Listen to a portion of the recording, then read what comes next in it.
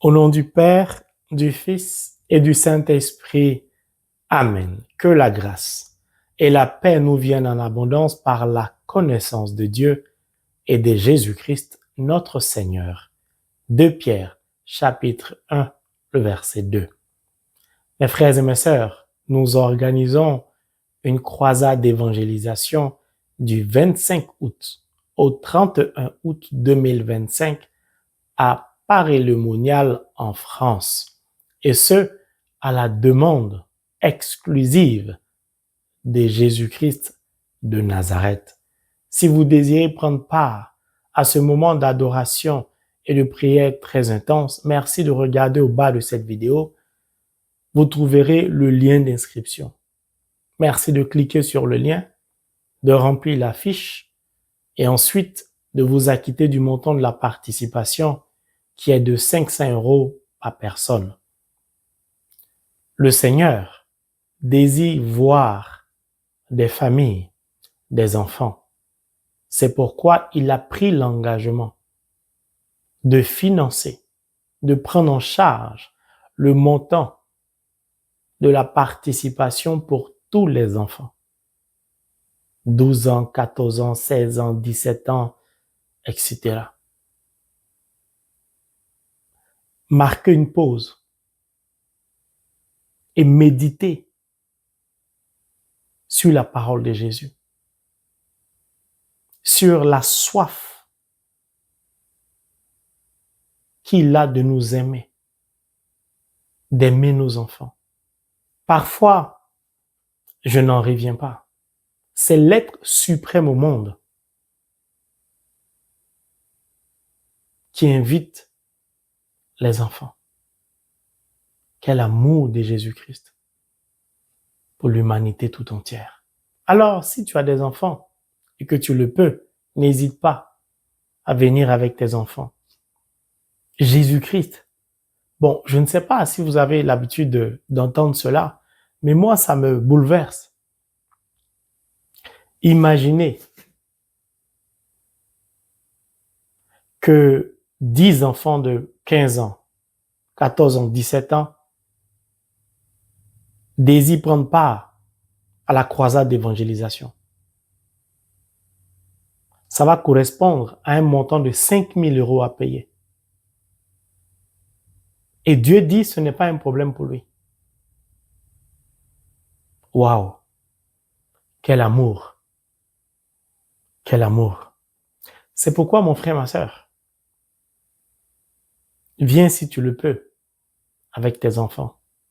Ce n'est pas moi qui l'ai dit, c'est Jésus-Christ. La date butoir pour les inscriptions est le 10 août 2025. Merci de votre bonne compréhension. Et surtout, n'oubliez pas de partager l'information de la croisade. Que Dieu nous bénisse tous au nom de Jésus. Je suis toujours bouleversé quand le Seigneur Jésus-Christ s'abaisse jusqu'à notre niveau de la sorte. Les membres de la famille Cœur Sacré de Jésus, nous recevons beaucoup de messages de la part du Seigneur. L'un des messages m'a beaucoup touché parce qu'au travers de ce message, il nous disait « Je suis un Dieu accessible ». Quelle humilité de Dieu. Ça me touche profondément. Ça me bouleverse.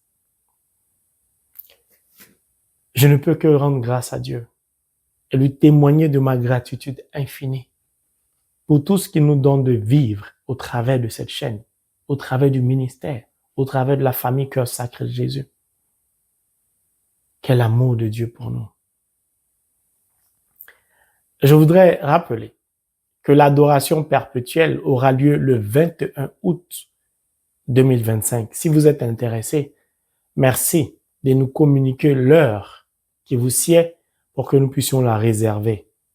Je voudrais en même temps dire un très grand merci aux membres de la famille Cœur Sacré de Jésus qui ont brillé de par leur présence lors de la précédente adoration au tabernacle ou au Saint-Sacrement. Ça a touché le cœur de Jésus-Christ. Merci mes frères et mes sœurs, membres de la famille Cœur Sacré de Jésus, d'avoir honoré votre engagement à l'égard de Jésus-Christ. Merci à quelques abonnés qui nous ont accompagnés tout au long de cette adoration perpétuelle, qui ont permis que nous puissions aussi nous relayer en doublant parfois, en triplant parfois. C'est glorieux, c'est magnifique. Merci infiniment à toutes et à tous. Nous poursuivons le partage de la parole de Dieu au travers du livre de Josué, chapitre 6, du verset 2 au verset 20, qui dit, et je cite, « Le Seigneur dit à Josué, « Vois, je t'ai livré Jéricho et son roi, ces vaillants guerriers. Et vous, tous les hommes de guerre, vous tournerez autour de la ville, faisant le tour de la ville une fois. Ainsi feras-tu 6 jours durant. 7 prêtres porteront les 7 corps de bélier devant l'arche. Le 7e jour, vous tournerez autour de la ville 7 fois. Et les prêtres sonneront du cor. Quand retentira la corne de bélier, quand vous entendrez le son du cor, tout le peuple poussera une grande clameur. Le rempart de la ville tombera sur place et le peuple montera, chacun droit devant soi.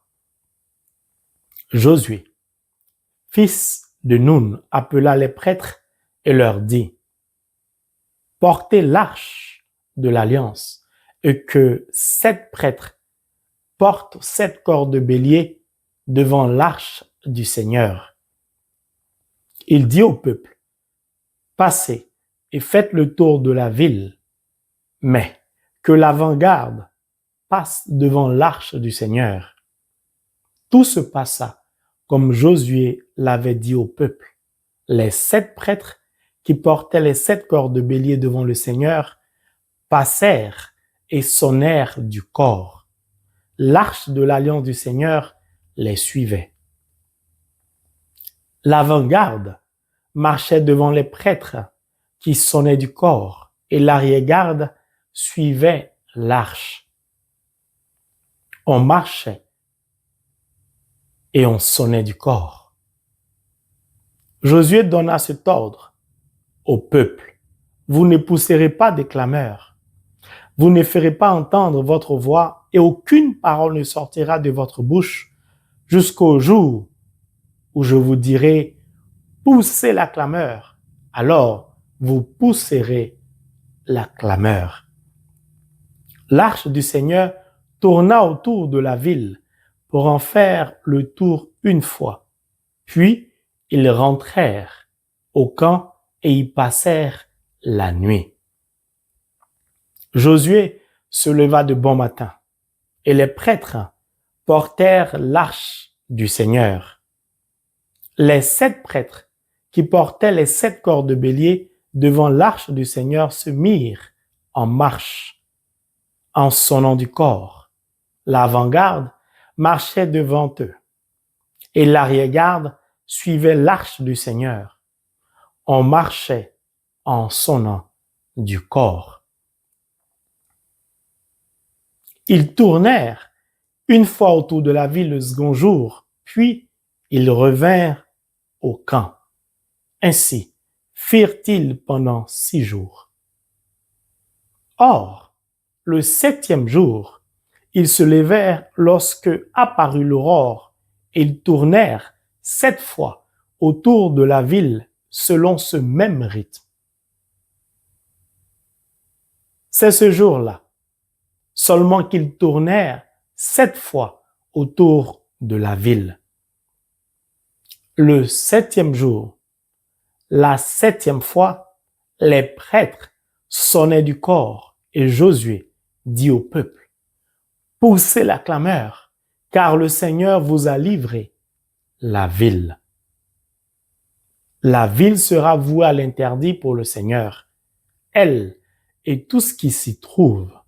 Seul Rahab la prostituée, vivra elle et tous ceux qui seront avec elle dans la maison, car elle a caché les messagers que nous avions envoyés. Quant à vous, prenez bien garde à l'interdit de peur que vous ne convoitiez et ne preniez de ce qui est interdit, que vous ne rendiez interdit le camp d'Israël et que vous ne lui portiez malheur. Tout l'argent, l'or et les objets de bronze et de fer, tout cela sera consacré au Seigneur et entrera dans le trésor du Seigneur. Le peuple poussa la clameur et on sonna du cor. Lorsque le peuple entendit le son du cor, il poussa une grande clameur et le rempart s'écroula sur place. Le peuple monta vers la ville, chacun droit devant soi, et ils s'emparèrent de la ville. Mon frère, ma sœur, je suis tellement joyeux de lire de tels versets. C'est touchant, c'est fort, c'est profond, c'est puissant. Le Verbe s'exprime dans toute sa divinité, dans toute sa gloire, dans toute sa magnificence, dans son amour. Béni soit le nom de Dieu qui nous a donné un tel testament. Mes frères et mes sœurs, c'est la deuxième étape de l'enseignement concernant la prière de Jéricho. Permettez que je resitue le contexte pour que nous puissions bien comprendre l'enseignement du jour. Il n'y a pas de prière de Jéricho sans amour, sans une relation avec l'éternel Dieu, l'être suprême au monde. Il n'y a pas de prière de Jéricho si on n'a pas une relation avec Jésus-Christ, avec le Verbe. C'est pourquoi bon nombre de chrétiens empruntent le chemin de la prière de Jéricho et après, aucun résultat. Voire la situation s'empire. Nous devons comprendre la parole de Dieu dans sa profondeur. L'enseignement précédent, pour ceux qui ne l'ont pas écouté, je vous invite à regarder la vidéo précédente. Dieu, l'être suprême au monde, a marché avec son peuple, était au devant de son peuple, au cœur de son peuple. Il était le berger du peuple. Les fils d'Israël, comme nous dit la parole de Dieu, ont marché en communion spirituelle avec Dieu. Mais la présence de Dieu ne garantit pas notre entrée en terre promise. Pourquoi? Parce que dans une relation, chacun doit impérativement, foncièrement, assumer sa part de responsabilité. C'est pourquoi, d'emblée, j'ai parlé de l'importance de l'amour qui se trouve au cœur de la prière de Jéricho, sinon qui est la base de la prière de Jéricho. Suivez-moi bien, s'il vous plaît. Merci de me suivre attentivement. Dieu, dans son projet, avait prévu de marcher avec ses enfants, son peuple, pendant 40 jours. Le peuple lui a imposé 40 ans de marche. Dieu ne l'avait pas prévu.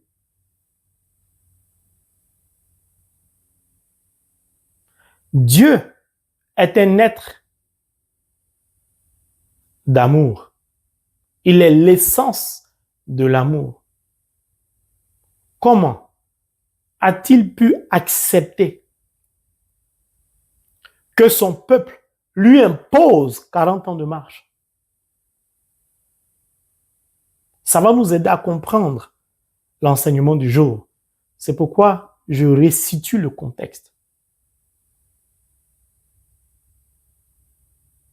Le peuple d'Israël a, entre guillemets, imposé 40 ans de marche à Dieu. Était-il obligé de l'accepter? Enfant de Dieu, Dieu nous donne la capacité de perturber son projet pour nous, son plan pour nous. Quelle humilité de Dieu.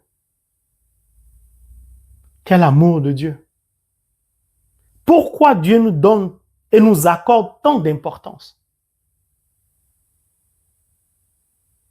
Au point où nous soyons capables de pourrir sa vie à lui.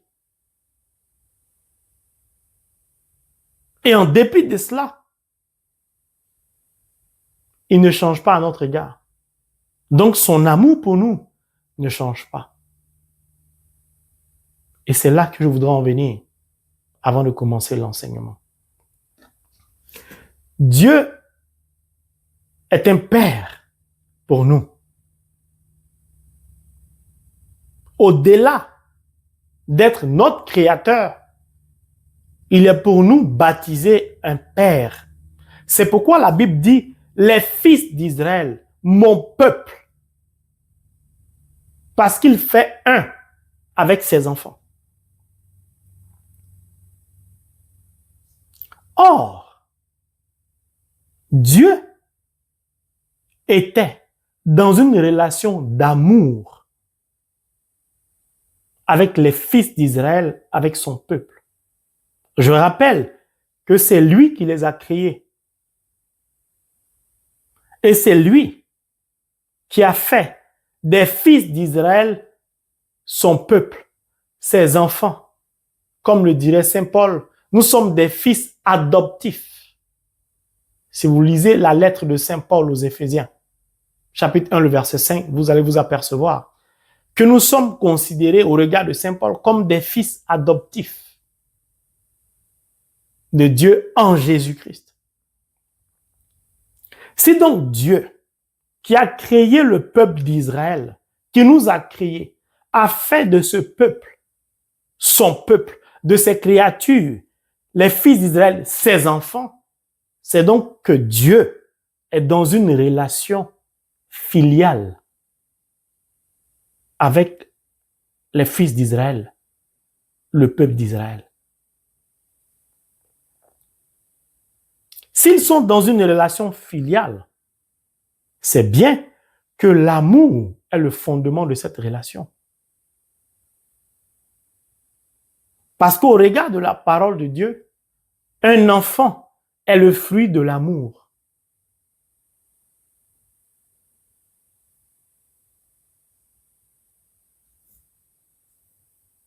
Étant donc dans cette relation filiale basée sur l'amour, Dieu se doit, comme il est l'essence de l'amour, il est la source de l'amour, il est l'origine de l'amour,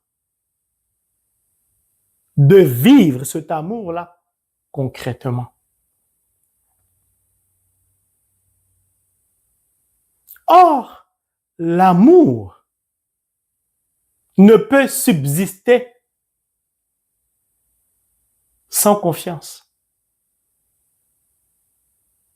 La confiance absolue, vraie, garantit la loyauté, la fidélité. Dieu comme un vrai père, car un vrai père est celui-là même qui est un exemple, un modèle pour ses enfants.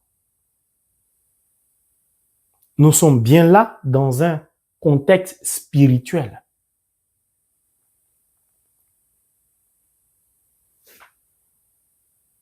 L'amour vrai repose sur la confiance, la loyauté, la fidélité.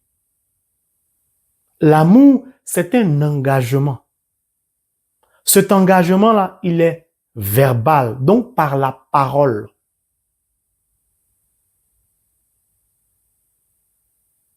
Un être d'amour se doit de respecter sa parole donnée à l'être aimé, se doit de respecter son engagement à l'égard de la personne aimée.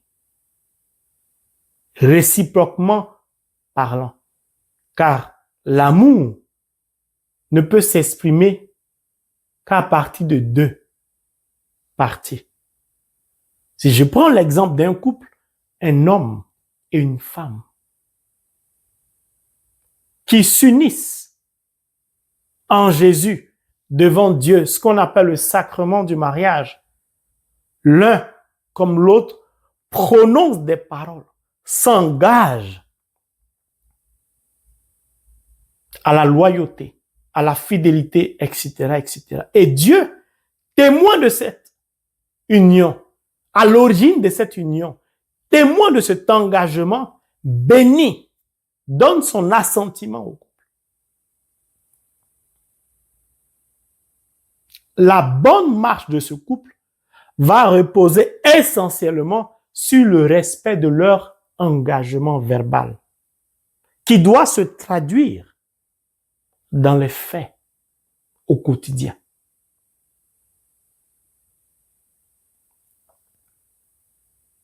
Dieu va donc marcher avec son peuple. Il sera fidèle à son peuple parce qu'il voue une confiance absolue à ses enfants, à son peuple. Je rappelle que ce sont ses créatures. Il a pouvoir sur eux. Mais l'amour ne discrimine pas. L'amour ne domine pas. L'amour n'écrase pas. L'amour n'étouffe pas.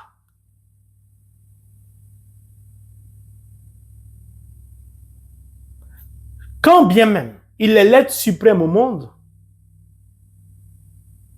il n'agit pas en sa qualité d'être suprême au monde, mais il agit comme un père qui aime ses enfants, à qui il a donné vie. Il les a fait naître. Il a donc confiance aux fils d'Israël. Il aime les fils d'Israël sans l'once, sans l'ombre de l'obscurité. Son amour pour les fils d'Israël est vrai, est pur, est limpide. Sa confiance est certaine, sans aucun doute. C'est pourquoi Timothée nous dit, 2 Timothée 2, verset 13, « Si nous sommes infidèles, lui reste fidèle, car il ne peut se renier lui-même. Si nous manquons de foi, lui reste fidèle à sa parole. Il ne peut se rejeter lui-même.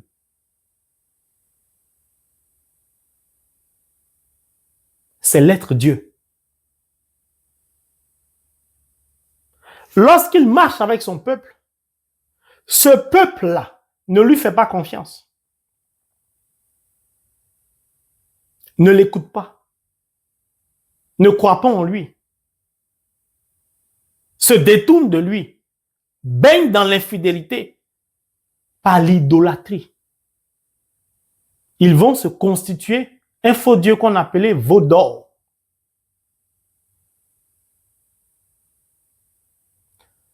Le peuple d'Israël n'a donc pas assumé sa part de responsabilité dans sa relation avec Dieu.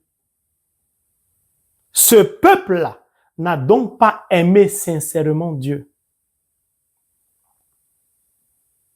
Or, l'amour ne se décourage pas. L'amour n'abandonne pas. L'amour va jusqu'à donner sa vie pour l'être aimé. Jean 15, 13. Dieu étant l'essence de l'amour, n'avait d'autre choix que de respecter sa parole donnée, son engagement à l'égard du peuple. Cette parole-là, c'était de les conduire en terre promise. Prenez le livre de Nombres, chapitre 23, le verset 19. Et vous allez entendre. Permettez que je trouve cela, que je puisse vous lire ça. Nombre 23, verset 19. Ce qu'il a dit, ne le fera-t-il pas? Ce qu'il a déclaré, ne l'exécutera-t-il pas? Donc Dieu n'est pas un Dieu pour mentir. Ce que sa bouche dit, sa main l'accomplit. C'est la parole de Dieu. C'est la parole de Dieu qui fait l'être Dieu, l'être suprême au monde, c'est sa parole. Ce qu'il t'a dit, c'est ce qu'il va faire. Parce qu'il est fidèle à sa parole. Parce qu'il ne se renie pas. Lui, il assume sa part de responsabilité. Il ne se décourage pas. C'est pourquoi, au lieu de 40 jours, il a accepté de marcher pendant 40 ans. Parce qu'il devait aller jusqu'au bout de sa parole, de son engagement à l'égard du peuple. C'est ça, l'amour pur. Ça donne l'impression que le peuple s'est imposé à lui en l'obligeant à marcher. Non. C'est parce qu'il respecte sa parole. C'est parce qu'il est fidèle à sa parole. C'est parce que le fondement de l'amour, c'est le respect de la parole donnée. L'amour ne se décourage pas. L'amour persévère. Et tu es chrétien. Tu prétends aimer Dieu, aimer Jésus, aimer la parole. Tu te décourages pour rien. À la moindre tribulation, tu abandonnes, tu murmures. Non, lui ne se décourage pas. Tu es dans une relation avec quelqu'un. Soit en couple ou amical. Un petit problème, tu es découragé. Lui ne se décourage pas. Mais ce n'est pas parce qu'il ne se décourage pas que tu ne vas pas subir le manque de respect de ton engagement à son égard. Lui, Dieu, il sait les conséquences de ne pas respecter sa parole. Il sait. Donc, il ne peut pas se permettre, d'abord en tant que père modèle, de ne pas respecter sa parole. Or, sa parole est source de vie. Donc, il ne se décourage pas. Le problème qui va se poser, un couple, il faut minimum 2 personnes, 2 parties. Même dans une relation filiale, le père et l'enfant. Si donc, malgré la bonne volonté du père, l'enfant ne l'aime pas, l'enfant ne lui fait pas confiance, l'enfant ne l'écoute pas, l'enfant baigne dans l'infidélité au travers de l'idolâtrie, l'amour ne peut plus fonctionner. L'amour ne peut plus avancer. Arrivé un moment, il faut se rendre à l'évidence que ça ne peut plus fonctionner.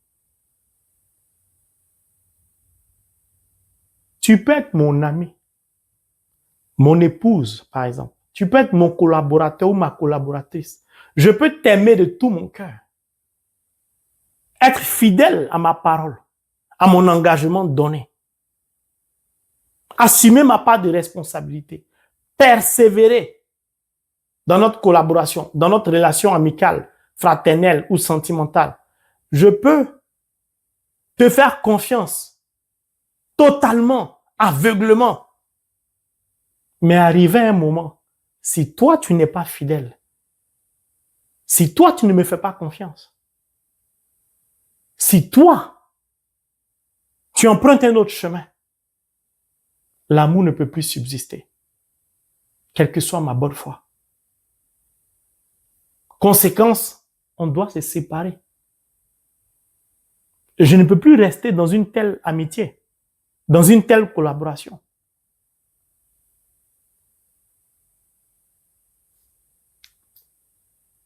C'est pourquoi, à un moment donné, Dieu était obligé de se séparer de ceux qui avaient emprunté un autre chemin, de ceux qui s'étaient éloignés de Dieu. Vous êtes dans une relation, tu t'éloignes de l'autre, il n'y a plus de relation. La Bible dit que Dieu les a fait disparaître. Ça veut dire quoi? Qu'ils ont payé le prix de leur infidélité. Le non-respect de leur engagement. Dieu n'y est pour rien. Ce qu'ils ont sémé, c'est ce qu'ils ont récolté. Pourquoi?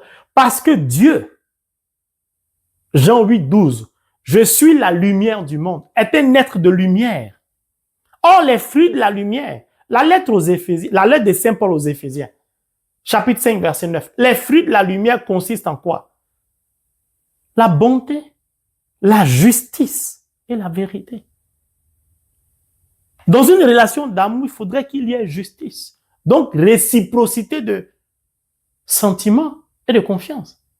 Tu ne peux pas être dans une relation avec quelqu'un et c'est la personne seule qui t'aime, toi tu ne l'aimes pas. La personne t'aime à 100%, toi tu l'aimes à 20%. Le couple ne va pas fonctionner. La relation ne va pas marcher. Ce sont des vérités bibliques. Quand le ministère sera construit, ou quand Dieu va permettre qu'on puisse organiser des retraites dans les centres, je vais organiser peut-être des retraites fermées pour les couples. Parce qu'on a besoin de comprendre le fondement de ce que c'est qu'un couple au regard de la parole de Dieu. On a besoin de comprendre beaucoup de choses. Dieu est juste à l'égard de son peuple. C'est un père modèle. Il faut de la justice.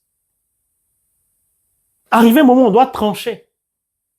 Tu m'aimes ou tu m'aimes pas? Tu me suis ou tu me suis pas? On s'entend ou on s'entend pas? On peut pas continuer comme ça. Dans le flou, dans le brouillard, dans l'armatan. Non. On ne peut pas vivre une relation dans le bruit, dans les bisbilles biscornus, dans le désordre. Non. Dieu est un Dieu juste. C'est pourquoi il s'est séparé de ceux qui étaient rebelles. Parce que ceux-là allaient finir remplis de l'esprit satanique par détruire le projet de Dieu. Allaient finir remplis de l'esprit démoniaque, empêcher la parole de Dieu de se réaliser. C'est-à-dire que le peuple d'Israël, ceux qui croient, ceux qui aiment Dieu, de parvenir en terre promise. Mon frère, ma soeur, je t'invite à lire le livre de Ben Sirac. Ne marche pas avec les pécheurs ou le psaume 1. Ceux qui ne regardent pas dans la même direction que toi, c'est-à-dire dans la direction de la parole de Dieu, il ne faut pas les fréquenter. Il faut lire Ben Sirac le sage, ce n'est pas le frange mari de Dieu. Ils vont finir par pourrir ta vie spirituelle. Il faut t'en éloigner. Ce n'est pas toi de ce genre de personne. Tu ne peux pas vivre ta foi chrétienne en étant entouré des personnes qui sont totalement adeptes du diable. Dans la franc-maçonnerie, chez les féticheurs, les marabouts, leur aura va finir par te recouvrir. Ce sont des vérités bibliques. Que ça plaise ou pas, moi je parle de la parole, je ne suis pas l'auteur. Lisez Ben Sirac le sage, vous allez comprendre. Ou Siracide, si vous le voulez. Et maman Isa sait de quoi je parle. La Bible dit qu'on ne prête pas de l'argent à des pécheurs. Méditez sur ces paroles profondes pour comprendre beaucoup de choses. Le diable n'est jamais bien loin. Dieu a donc, au regard des lois surnaturelles, appliqué la parole de Dieu. Il faut de la justice. Il faut de la vérité. Le peuple n'était pas dans une vérité. Oh Seigneur, on t'aime, tu es tout pour nous. Dès qu'ils ont fini d'acclamer, idolâtrie.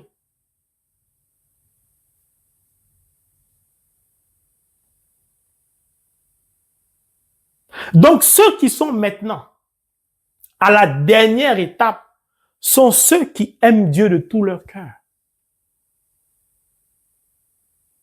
Qui ont accepté d'écouter Dieu. De placer en Dieu une confiance aveugle. De respecter leur engagement à l'égard de Dieu. De ne pas être infidèle à Dieu. Ceux qui ont traversé le Jourdain, les fils d'Israël, qui n'ont pas disparu, sont des enfants de lumière, donc la lumière. Sont des êtres d'amour, donc manifestent de l'amour. Or, lorsque l'amour est réciproque, il y a progression, il y a avancement. C'est pourquoi Hébreux 11, verset 6, celui qui s'approche de Dieu doit croire qu'il existe. Le peuple s'est approché de Dieu, ils ont marché avec lui pendant 40 ans, mais ne croyaient pas en lui. En dépit, nonobstant, malgré les miracles que Dieu a opérés sous leurs yeux, ils ont quand même douté. Parce qu'ils marchaient avec Dieu en étant dans une relation filiale mais charnelle. Ils marchaient par la vue. Ils avaient leur propre pensée, leur propre volonté, leur projet personnel qu'ils voulaient cacher dans le projet de Dieu pour avancer avec lui. Hébreux 4.13, tout est subjugué par son regard. Eux, ils ont cru quand même que Dieu ne voyait pas tout. Dieu voit tout ce que nous faisons. Tu persécutes le frange mari de Dieu. Dieu te voit. Lui ne te voit pas, le frange mari de Dieu, mais Dieu te voit. À un moment donné, c'est un Dieu de justice. Il va parler. Ou il va t'éloigner. C'est un Dieu de justice. Pourquoi? Parce qu'il est la lumière du monde. Fini. Une fois que l'amour est réciproque, la confiance est réciproque, la fidélité est réciproque, la loyauté est réciproque. Nous sommes donc dans une relation de vérité, de bonté. On ne cherche pas à se faire du mal. On ne cherche pas à dire moi, dit que toi, dit dans le dos de l'autre. On est vrai. Et quand on est vrai, la gloire de Dieu peut s'exprimer. On n'entre pas dans la prière de Jéricho sans amour à l'égard de Dieu. Tu ne peux pas entrer dans la prière de Jéricho sans confiance. Tu ne peux pas entrer dans la prière de Jéricho en étant dans le péché. Tu ne peux pas entrer dans la prière de Jéricho et puis tu es impatient ou impatiente. L'amour ne se décourage pas, l'amour persévère. Pendant 40 ans, Dieu a persévéré. C'est l'être suprême au monde. Et toi, tu veux faire quoi?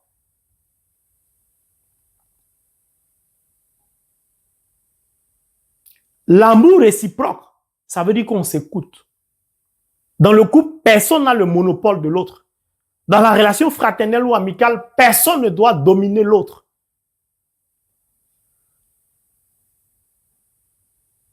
Je parle de l'amour vrai au regard de la parole de Dieu.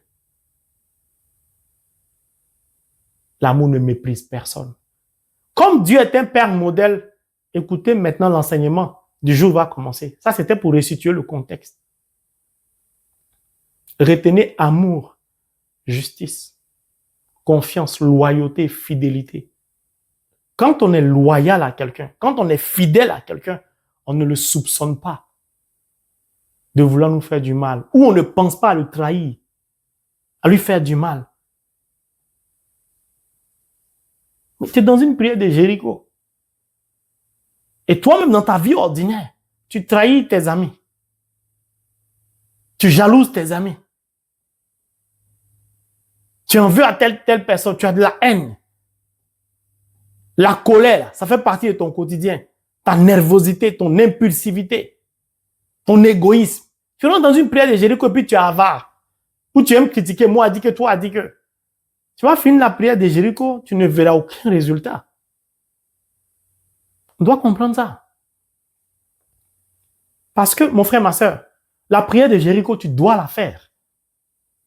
C'est une vraie puissante prière où je vais l'organiser.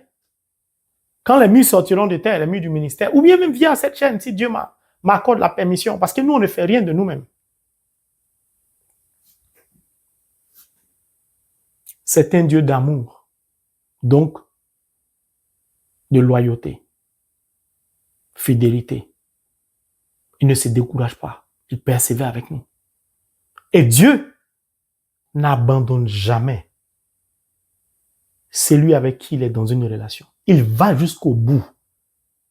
C'est ça la persévérance. Dieu n'a pas lâché le peuple d'Israël. Comment toi tu peux dire que Dieu t'a abandonné, t'a oublié? Est-ce que tu es vraiment dans une relation avec lui? Mon frère, ma soeur, si tu entres dans une relation avec Jésus, je te confirme, tu as la certitude que Jésus-Christ partira d'un point A avec toi jusqu'au point Z. Il ne va jamais abandonner celui avec qui il est dans une relation. La plupart du temps, c'est nous qui sortons de la relation. C'est nous qui l'abandonnons. Même quand nous l'abandonnons, lui, il reste dans la relation, il va jusqu'au bout. Parce que lui, il ne se réunit pas. Lui, il se respecte. Il respecte sa parole. C'est pourquoi sa parole est puissance. Dieu, l'enseignement du jour commençait, va choisir des personnes. J'ai parlé des fruits de la lumière et de la justice. Dieu a son peuple. Parmi son peuple, il y a des prêtres. Dieu se choisit un berger, un guide parmi son peuple. Puis, il y a des hommes guerriers, des combattants. Ça veut dire quoi? Tu veux rentrer dans une intimité avec Dieu au travers de la prière de Jéricho. Tu dois comprendre. Si ta vie tourne en rond, tu n'arrives pas à avancer. Tu as l'impression que tout est fermé au-devant de toi. Échec ici, problème d'enfantement là, dossier bloqué, pas d'augmentation de salaire, échec aux examens, etc. Difficulté à rencontrer son âme sœur. Que tu vas emprunter le chemin de Jéricho, tu dois bien comprendre que seul, tu n'y arriveras jamais. C'est pourquoi j'ai commencé par définir l'amour dans la marche, la confiance. C'est parce que tu fais confiance à Dieu que tu as décidé d'emprunter le chemin de la prière de Jéricho. Si donc, tu décides d'observer la prière de Jéricho, tu dois bien comprendre et accepter qu'il y ait d'autres personnes qui t'accompagnent dans cette prière. Mais ces personnes-là seront choisies uniquement par Dieu, Dieu seul. Tu dois donc l'écouter. Prêter attention à ce qu'il te dit. Accepter ses choix à lui. Et obéir à sa parole. Pourquoi? Quand le chrétien observe la prière de Jéricho, c'est Dieu d'abord, l'être suprême au monde, qui définit une stratégie et choisit les acteurs pour cette stratégie-là.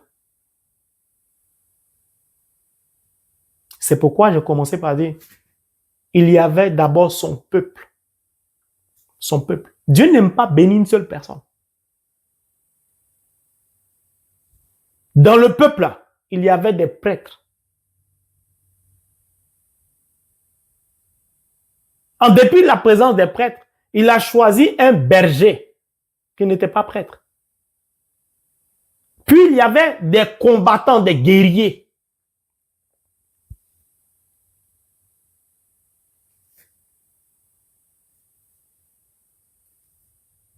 C'est un Dieu de justice. Il ne fait point exception de personne. Il ne privilégie personne. Peu importe ton sacerdoce, tes dons spirituels, c'est lui qui appelle. C'est lui qui confie une mission et non l'inverse. C'est un père modèle qui nous enseigne au travers de sa stratégie pour que nous puissions comprendre comment le surnaturel fonctionne.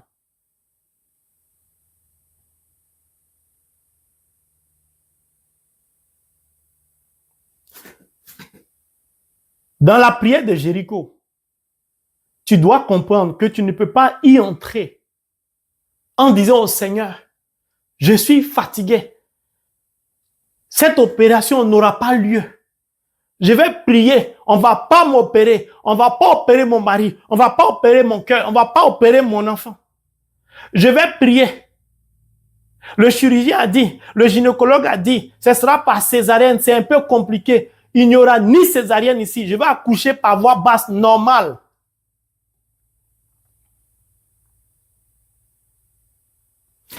Je vais déposer mes dossiers. Je sais qu'ils vont me prendre.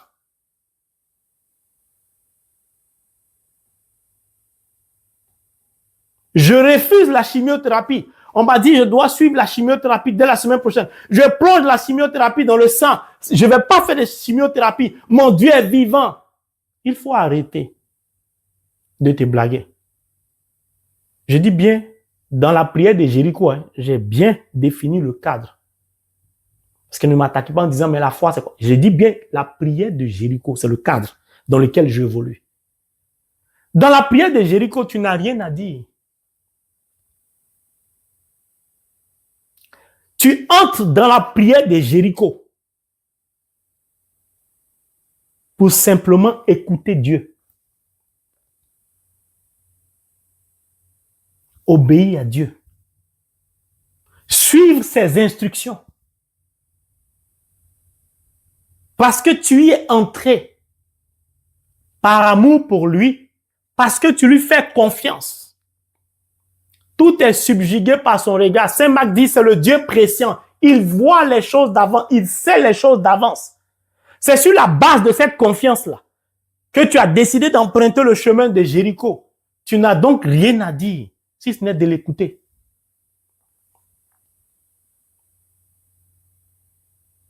Mais tu rentres dans la prière de Jéricho, tu veux exprimer quoi à Dieu? Qu'est-ce que tu veux lui dire? Si tu pouvais faire quelque chose, pourquoi depuis ta vie tourne en rond? C'est parce que ça ne va plus. Tu as tout essayé. Il n'y a rien. Tu as décidé de tout remettre entre ses mains. Donc, laisse-le mettre sur pied une stratégie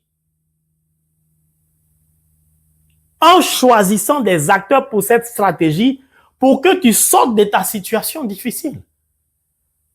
Afin que tu puisses voir les murs qui t'empêchent d'avancer s'écrouler pour parvenir en terre promise. Ça, c'est très important. C'est un point très important.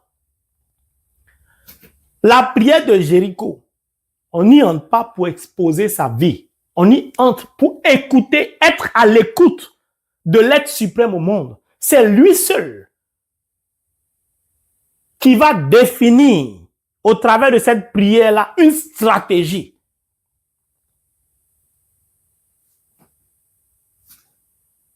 La stratégie de Dieu pour toi, c'est que tu te rapproches du frange mari de Dieu, par exemple. Tu t'opposes à Dieu. Pourquoi? La stratégie de Dieu pour toi, c'est que tu soutiennes le ministère. Tu participes à la construction de la maison de Dieu. Tu t'opposes. La stratégie de Dieu pour toi, c'est que tu partes au tabernacle pendant 3 jours pour que tu puisses rencontrer ton âme sœur. La stratégie de Dieu pour toi, tu dois prier le rosaire à partir de minuit. La stratégie de Dieu pour toi, pendant 3 mois, tu ne dois pas manquer à 15 heures la miséricorde divine. La stratégie de Dieu pour toi, c'est de lire la parole de Dieu tous les jours jusqu'à la fin de ta vie sur terre. La stratégie de Dieu pour toi, c'est de soutenir l'orpheline qu'il t'a indiqué. La stratégie de Dieu pour toi, c'est que tu adoptes un enfant et non que tu fixes ton regard sur ta stérilité. Saint Paul dit, nous sommes des fils adoptifs. Donc, tu peux adopter un enfant si tu n'arrives pas à avoir un enfant. C'est exprimer ainsi ton amour à l'égard de Dieu. Parce que l'orphelin, là, c'est Jésus-Christ. Bref, toutes ces stratégies-là, tu dois simplement les écouter et les mettre en pratique. C'est tout ce que Dieu te demande. Mais ce n'est pas à toi de venir dire à Dieu ce qu'il doit faire. Comment il doit le faire. Tu refuses l'opération, pourquoi? Si la stratégie de Dieu, c'est que tu sois opéré et que toi, tu refuses, comment tu vas parvenir en terre promise? Comme tu es Dieu à la place de Dieu, va donc te faire opérer. Tu ne verras aucun miracle se produire. La stratégie de Dieu pour toi, c'est que tu arrêtes de douter. Ce n'est pas une question de prêtre, de berger, d'enfant de Dieu. C'est une question de loi surnaturelle, de code du surnaturel. Nous devons apprendre à comprendre ça. Dieu, là, il ne peut pas se régner lui-même. Il ne peut pas établir un certain nombre de codes surnaturels et se contredire. Père modèle, il commence lui-même à respecter les codes du surnaturel.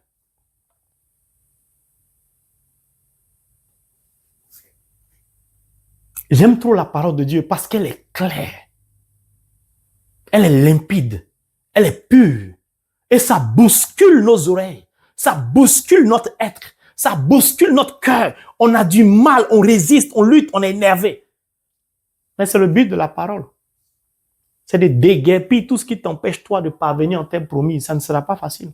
Parce que toi-même, tu t'opposes à toi-même.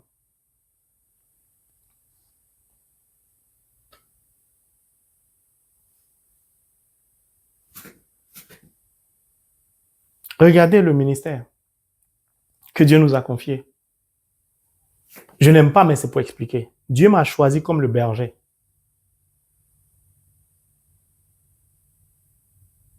Mais seul le ministère, la mission que Dieu nous a confiée ne peut pas parvenir en terre promise. Parce que seul, je ne peux pas tout faire. Donc, il va susciter d'autres personnes. Comme la servante Marie-Emmanuel, la servante Marie-Noël.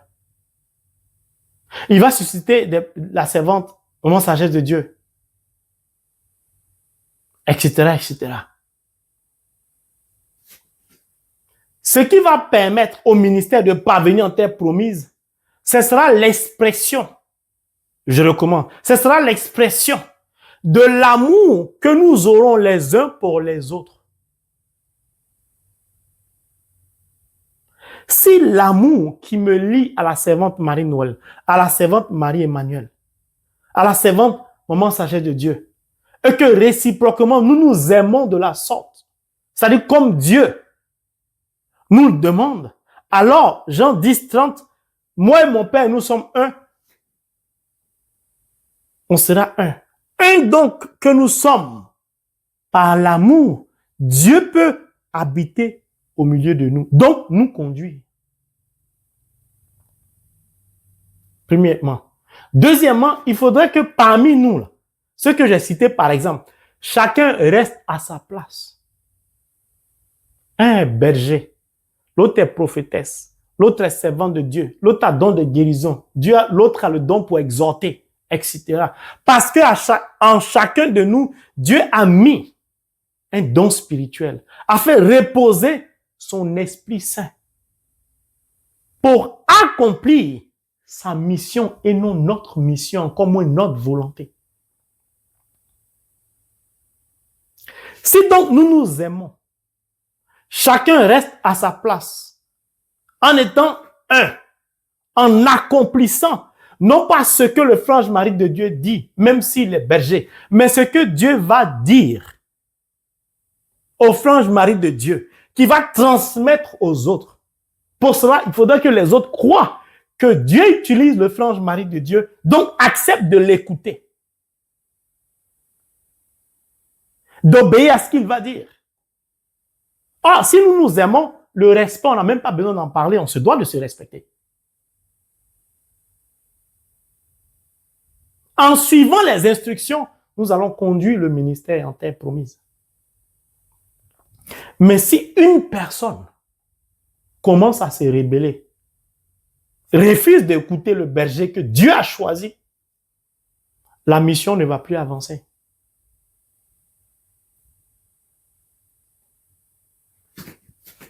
La prière de Jéricho que tu observes, tu dois écouter Dieu.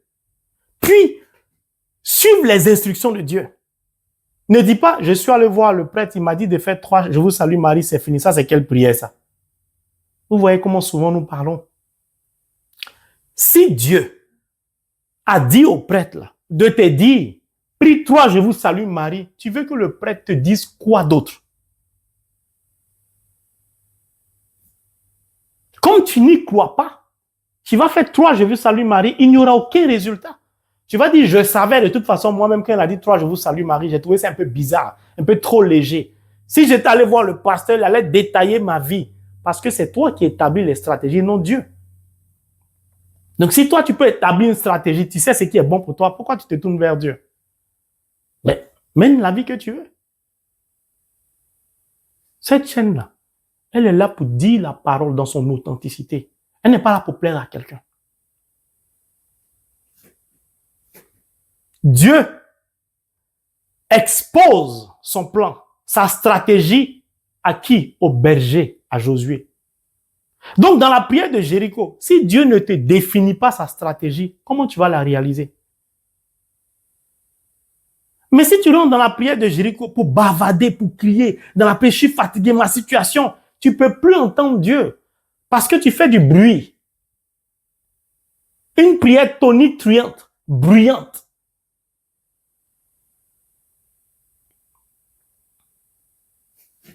Écoute. Et suis les instructions. Obéis simplement. Ne te pose pas de questions. Dieu a vu le frange mari de Dieu. Et puis il te dit, il faut aller faire ton offrande chez les pauvres. Il faut donner ça à un mendiant dehors. Tu dis forcé, je vais donner au frange mari de Dieu. Si Dieu me dit ne prends pas, je ne vais pas prendre ton offrande.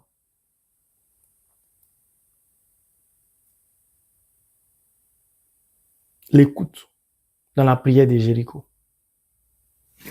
Dieu, il définit sa stratégie au berger. Pourquoi il définit sa stratégie au berger? Parce que Dieu ne bénit jamais une personne.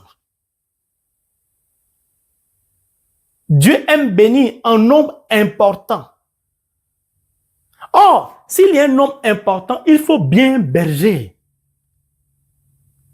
Il faut bien un guide. Et le guide, là, c'est Dieu qui le choisit. Et chacun a son rôle. Il y avait des prêtres. Dieu a parlé à un laïc, si je veux parler comme aujourd'hui. Mais le laïc à qui il a parlé là, quand il a donné les instructions, les prêtres l'ont écouté, ont suivi. Ce n'est pas parce que le laïc, là, Josué, le berger, là, est mieux que les prêtres.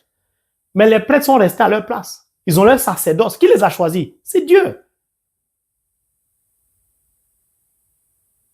Mais parfois, sur les paroisses, certains prêtres pensent qu'ils sont supérieurs aux bergers parce qu'ils ont un sacerdoce. Qui vous a dit ça?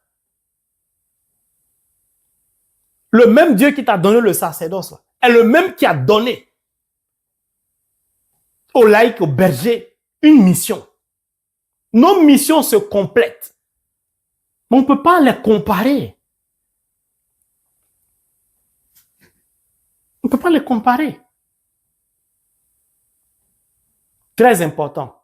C'est Dieu qui prend l'initiative, au travers de la prière de Jéricho, de définir sa stratégie et de te révéler cette stratégie-là. Il est seul à tout faire. En fait, dans la prière de Jéricho, tu n'as rien à faire. Tu dois juste entrer en prière pour l'écouter, puis appliquer. En réalité, Dieu a tout prévu pour toi. Il définit la stratégie, puis il te révèle la stratégie. Mais il ne va pas te révéler la stratégie forcément à toi.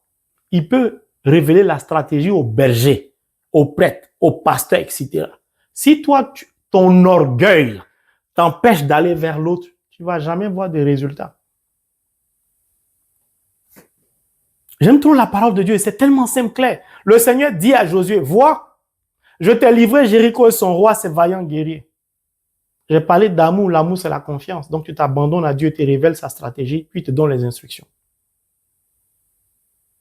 Mon frère, ma soeur, si ta vie tourne en rond, ne laisse pas l'orgueil t'habiter en pensant que toi tu peux t'en sortir seul. Tu ne vas jamais t'en sortir seul.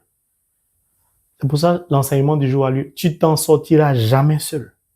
Tu as toujours besoin des autres. Même si Dieu te parle directement, Dieu va toujours te conduire vers d'autres personnes. Vous savez pourquoi? Pour ne pas que tu sois orgueilleux ou orgueilleuse. Dieu travaille toujours avec des personnes remplies d'humilité. Dieu ne travaille pas avec les personnes orgueilleuses qui manquent d'humilité. Jamais de la vie. Jamais. C'est valable pour moi. Et tous les jours, vous êtes témoins. J'ai dit, sans vous, je ne suis rien. Seul, je ne peux pas tout faire. D'ailleurs, Dieu a entendu ma prière. J'ai dit, je veux un noyau dur, vrai. Voilà. Et Dieu est en train de constituer ce noyau. Et il me donne les instructions pour que je constitue ce noyau. Bientôt, vous allez voir. Ces combattants dont Dieu parle, vous allez les voir.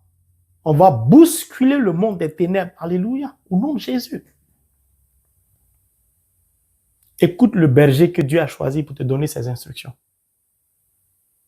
Laisse ton orgueil de côté. Arrête d'avoir la nuque raide. Arrête d'imposer ta volonté à Dieu. Tu n'es pas Dieu. Le Seigneur dit à Josué, vois, je t'ai livré Jéricho et son roi, ses vaillants guerriers.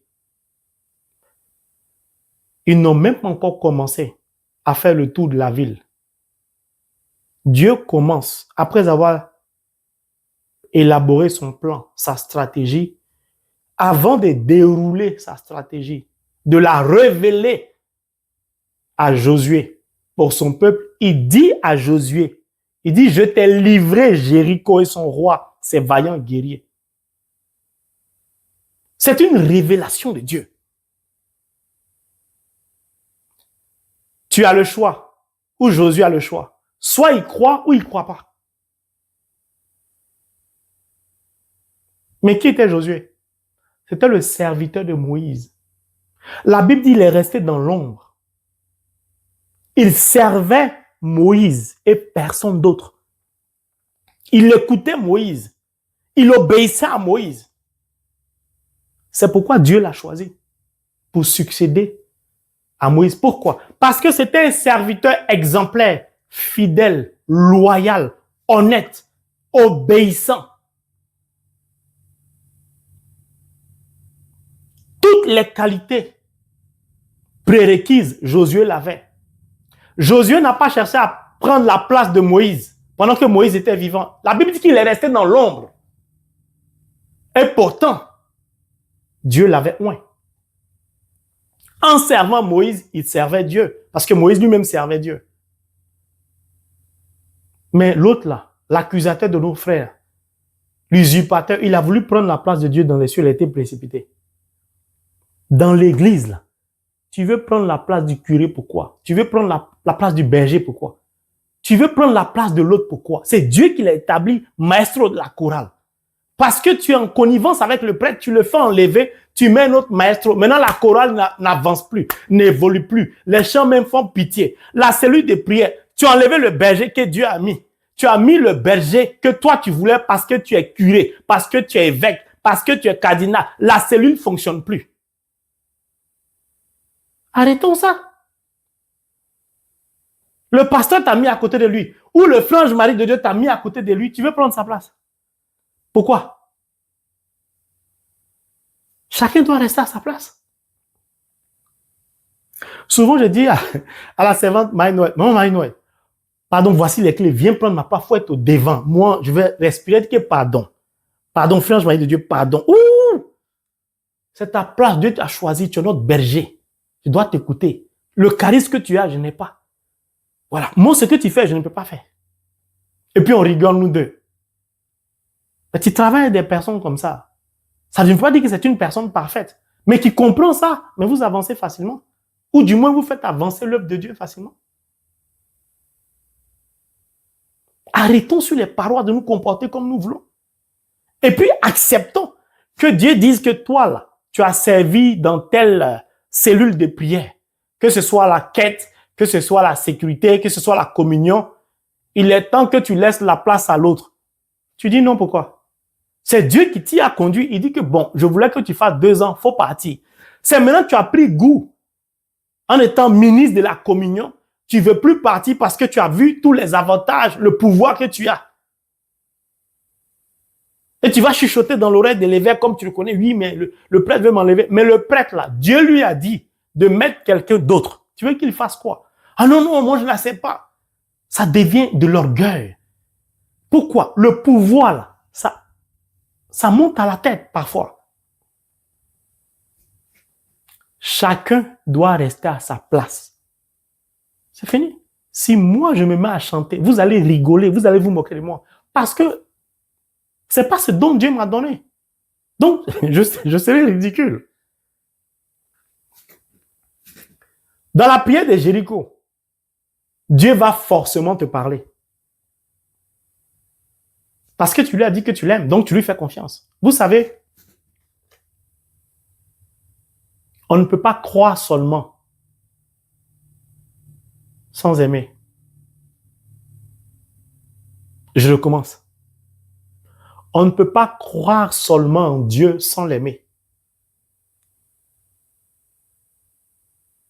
La foi va avec l'amour. Tu ne peux pas séparer les deux, tu ne peux pas les dissocier. Tu ne peux pas aimer Dieu et ne pas croire en lui. Tu ne peux pas m'aimer et ne pas me faire confiance. Je dis, Jésus-Christ de Nazareth est mon maître à penser. Donc, je pense par lui, ou lui pense par moi. Mon cœur bat au rythme de son cœur. Son cœur à lui est la source de vie de mon cœur. Pourquoi? C'est mon maître à penser. J'essaie de vivre comme lui, de penser comme lui, d'agir comme lui. Il parlait beaucoup en parabole. Je parle beaucoup en parabole. Il était sage. Je demande chaque jour à Dieu la sagesse. C'est mon maître à penser.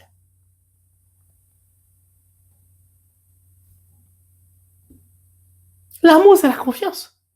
La confiance, c'est l'abandon total. Mais tu ne peux pas dire j'aime Dieu, je m'abandonne à Dieu et en même temps je veux contrôler ma vie. Je veux diriger ma vie. Ah Seigneur, si tu fais ça, c'est mieux. Oh Seigneur, pourquoi ça? Ton abandon, c'est à quel moment?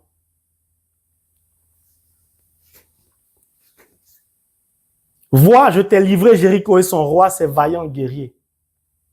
Josué avait le choix. Soit il croyait ou ne croyait pas, mais il avait servi Moïse. Il a vu ce que Dieu a accompli. Il a été fidèle à Moïse.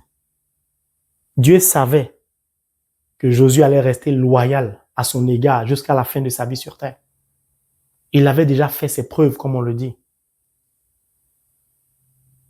La loyauté, là, la fidélité, là, on ne l'annonce pas. Ça se démontre. Si tu n'as pas fait tes preuves, n'exige pas aux autres de te faire confiance. Non.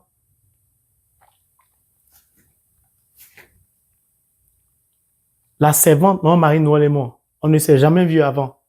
On va se faire confiance sur quelle base? Sur quelle base on va se faire confiance? On ne s'est jamais vu, on ne se connaissait pas. Mais c'est son engagement, c'est son comportement, c'est mon engagement, c'est mon comportement, c'est mon attitude, c'est mon respect, réciproquement, qui commence maintenant à consolider nos rapports, notre relation d'instrument de Dieu. Et qui fait qu'aujourd'hui, notre base se consolide à telle enseigne que quelles que soient ces prières, parfois, j'ai la réponse. Alors que je ne sais pas quelle prière elle est en train de faire. Et je lui dis, voici ce que Dieu m'a montré de toi. Tac, tac, tac. Elle me dit, ouais. Elle aussi, voici ce que Dieu m'a dit de toi. Elle dit, ton cœur est comme ça, tu es bon, tu es ceci, tu es cela. Elle ne me connaît pas. Dieu parle à son cœur de ma vie. Dieu parle à mon cœur de sa vie. Pourquoi? Parce qu'il veut nous rapprocher. Or, pour qu'on se rapproche, il faut qu'on s'aime. Si on s'aime, on doit se faire confiance. Pour qu'on se fasse confiance, il faut qu'il y ait un engagement verbal, qu'il y ait une parole.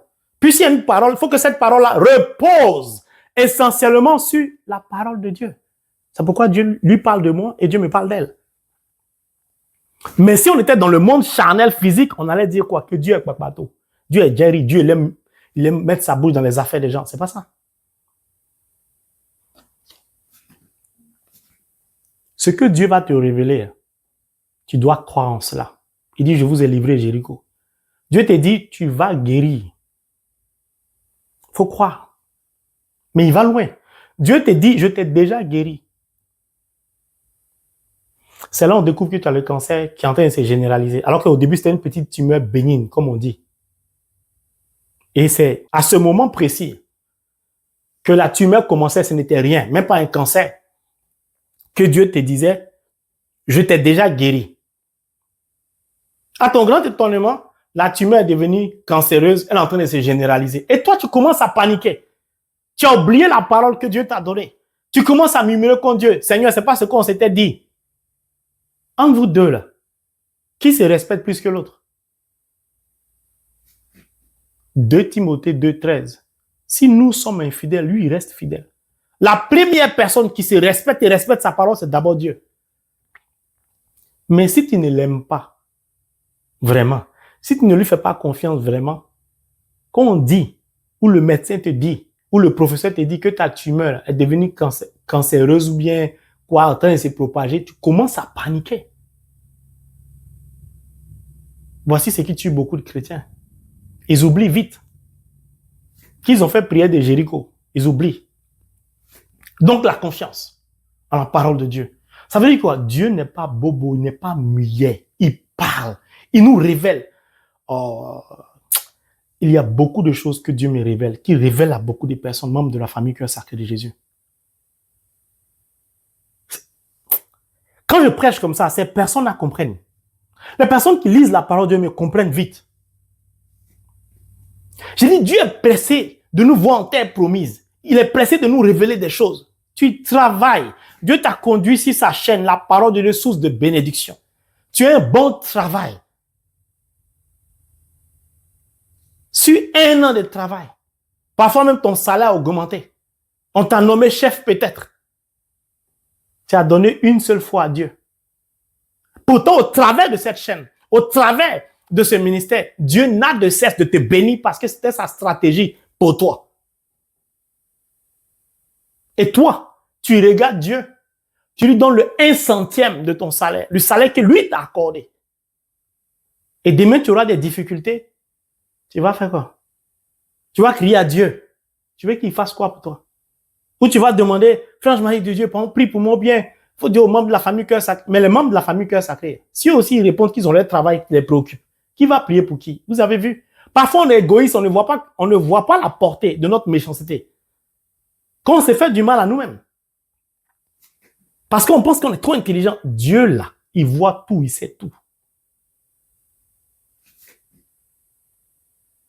Et vous, tous les hommes de guerre, vous tournerez autour de la ville faisant le tour, etc. Vous avez vu? Dans sa stratégie, les hommes de guerre, voici ce qu'ils doivent faire. Les prêtres, voici ce qu'ils doivent faire, etc., etc. Il y a tellement de choses à dire, mon frère, ma soeur. Quand je pense que j'ai fait la prière de Jéricho sans comprendre tout ça, il n'y avait aucun résultat, je ne comprenais pas. Je me disais, est-ce que Dieu là, vraiment, regardez, dans le paragraphe que j'ai lu là, on dit 7 prêtres. Tout est 7, 7, 7. Doivent tourner autour de la ville 7 fois.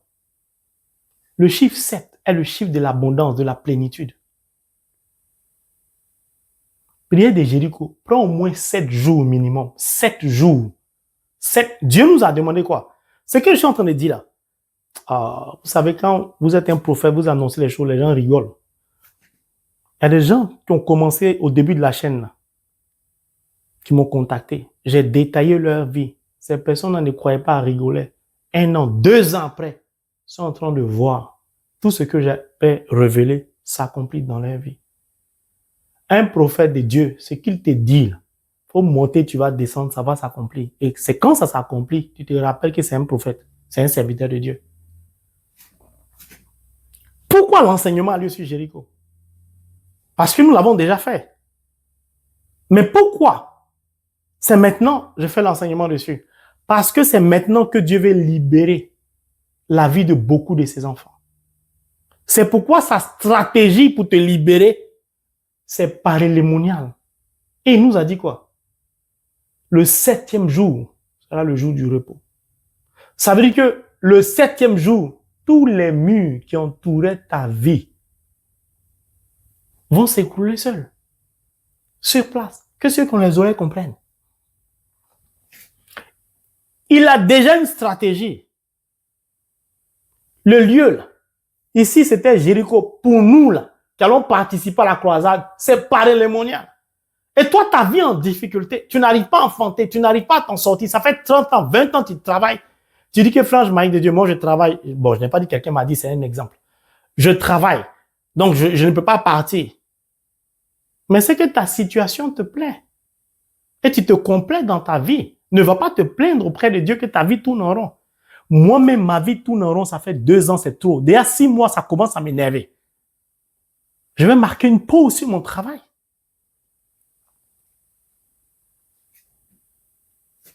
Je cherche à m'en sortir. Vous voulez que je fasse quoi? Est-ce que le travail va fuir? La compagnie, là, si elle n'a plus besoin de moi, elle va me laisser. Mais si Dieu m'a libéré, si cette compagnie me laisse, plusieurs compagnies vont m'appeler. Tout concourt au bien de ceux qui aiment Dieu et qui lui sont... Oh, alléluia. Mon frère, ma soeur, fais de Dieu ta priorité un peu.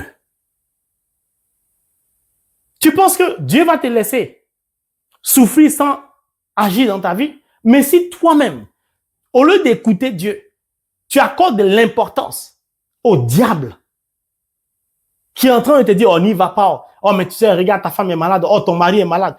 Le diable va tout faire pour créer les conditions pour que tu n'y ailles pas à parélémonial. Et toi, tu le suis dedans. Écoutez le message. Dieu dit, tous ceux qui vont partir à la croisade, je vais rembourser leur argent à eux. Souvent même, je m'assois, je pleure. Je dis, mais Seigneur, pourquoi tu te fatigues tant pour nous? Pourquoi ça me fait mal? Parce que Dieu nous supplie pour nous bénir. Ça dit, Dieu s'abaisse jusqu'à... Il veut tellement nous bénir qu'il dit, je vais vous rembourser. Il a tellement soif de... Qui nous sommes, mon Dieu, pour pousser Dieu à s'abaisser à notre niveau de la sorte. Pour dire, venez à la croisade, je vais vous bénir, venez. J'ai beaucoup de choses pour vous venir. Il nous supplie. L'amour incommensurable de Dieu, là. Je ne savais pas que ça suppliait même les enfants pour qu'ils rentrent dans la bénédiction. Mais quand vous vivez ça, vous expérimentez ça. Et c'est ce Dieu-là que le monde ne veut pas accepter. C'est ce Dieu-là que certains chrétiens méprisent. Waouh! Dieu dit, venez en famille. Venez avec vos enfants. Vous allez voir des gens qui ne vont pas venir à la croisade parce qu'ils ont un ticket de cinéma qui doivent partir avec leurs amis. Oh non, ils ont prévu de partir à une plage à Bassam ou voilà, au Canada, se pavaner un peu là-bas, découvrir. Moi, franche Marie de Dieu, j'annule ça. Si je suis béni par Dieu, je peux faire 10 000 autres croisades à la plage ou je ne sais pas où je peux aller au cinéma plusieurs fois. Mais quand je finis le cinéma là, et que je reviens à ma vie normale, c'est maintenant que je vais crier à Dieu. Mais il avait déjà défini une stratégie que je n'ai pas écoutée. Comme mon travail. Pourquoi, chrétiens, nous sommes esclaves du travail de la sorte? Pourquoi? Pourquoi le travail a plus d'impact sur nous que la parole de Dieu? Je vais finir cet enseignement aujourd'hui. C'est pourquoi maintenant je fais un enseignement, je détaille, et puis je laisse ça peut-être pour 2 jours, bien sûr, sur la semaine. Pour qu'on puisse comprendre la profondeur de la parole de Dieu. Ce n'est pas de la plaisanterie, ce n'est pas un jeu, c'est sérieux la parole de Dieu. Donc, Josué reçoit les instructions, puis il communique les instructions au peuple. Le peuple écoute. Les prêtres écoutent. Et puis ils font le tour de la ville. Je n'aurai pas le temps de détailler parce que ça avance. Regardez, on parle de corps de bélier. Les 7 corps de bélier devant l'arche. Non, Dieu, franchement, j'aime la parole de Dieu. Je suis, waouh. Les 7 corps de bélier, les 7 prêtres. Non, la stratégie de Dieu. Dieu nous enseigne beaucoup de choses. C'est un mur qui doit s'écrouler, non. Dieu utilise un symbole, les 7 corps de bélier. Or, le bélier, là, c'est sa tête. Toute sa puissance repose dans sa tête.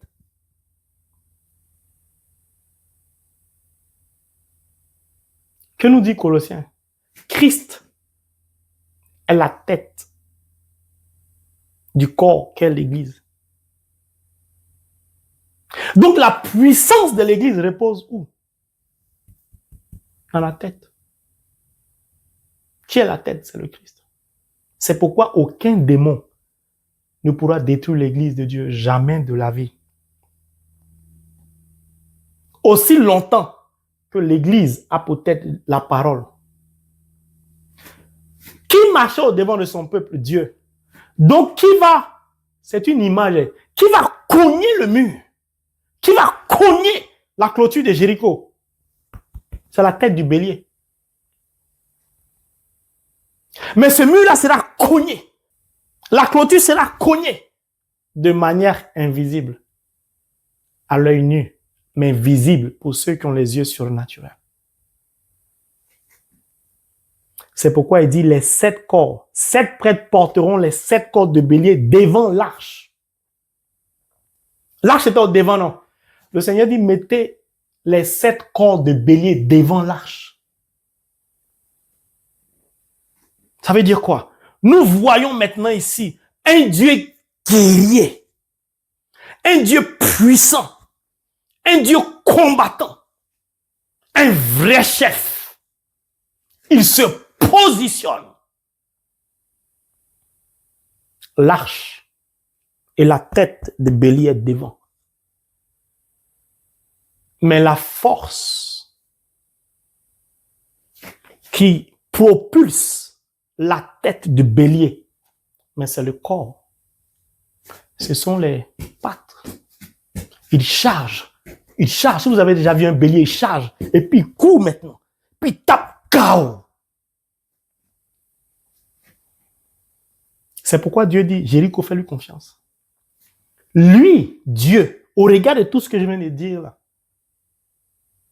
va agir comme ça dans ta vie. Et tu vas me dire que l'idolâtrie de ta famille, la sorcellerie dans ta famille, a toujours pouvoir dans ta vie et sur toi. Mais tu plaisantes ou quoi? T'es sérieuse là?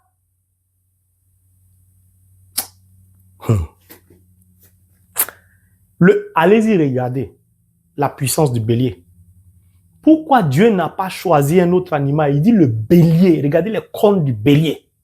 Il dit que passer les 7 cornes au devant de l'arche. Là maintenant, on n'est plus dans la stratégie, on est dans la phase de la réalisation de la stratégie, de la mise en place de la stratégie. Regardez ça sous forme d'image, la tête devant l'arche, derrière les portes, donc les pattes. Regardez l'image du bélier par rapport à ta situation.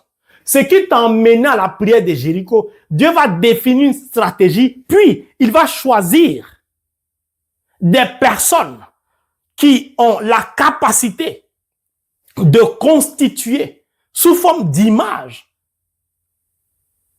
l'être qui va agir. Oh, j'ai dit, il faut aimer la parole de Dieu, mon frère, ma soeur. Viens à croisade. Tu vas vivre l'amour de Jésus. Il y a tellement de choses à dire, mais je veux terminer le chapitre aujourd'hui. Donc, les 7 corps passent. Et puis,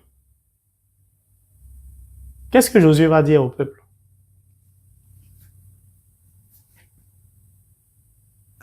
Josué donna cet ordre au peuple. Vous ne pousserez pas des clameurs. Vous ne ferez pas entendre votre voix et aucune parole ne sortira de votre bouche jusqu'au jour où je vous dirai pousser la clameur. Donc, la vraie prière de Jéricho se fait en silence. On ne parle pas. Les gens qui parlent beaucoup, moi, dit que toi, dit, tu sais, le silence dans la prière de Jéricho est capital. Josué dit, fermez vos bouches. Durant ces 7 jours-là, n'ouvrez pas votre bouche. Proverbe 10, 19. Là où abondent les paroles, le péché demeure. Petite révélation, tout le monde est au courant. Tu vas commencer une prière de Jéricho, tout le monde est au courant. Même tes ennemis sont au courant que tu entres en prière pour Jéricho. Vous avez entendu? Je vais relire encore. Vous ne ferez pas entendre votre voix et aucune parole ne sortira de votre bouche jusqu'au jour où je vous dirai. Silence absolu.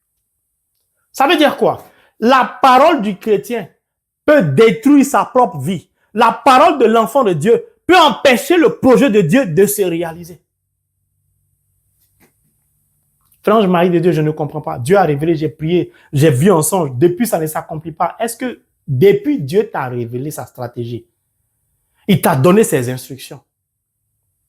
Est-ce que tu as fermé ta bouche? Quand tu as fini de m'expliquer, est-ce que c'est resté entre nous deux parce que je suis le berger qui t'accompagne? Ou bien tu allais publier, tu allais propager? Nous sommes à la dernière étape. Et le silence s'impose aux enfants de Dieu. Ce n'est pas négociable.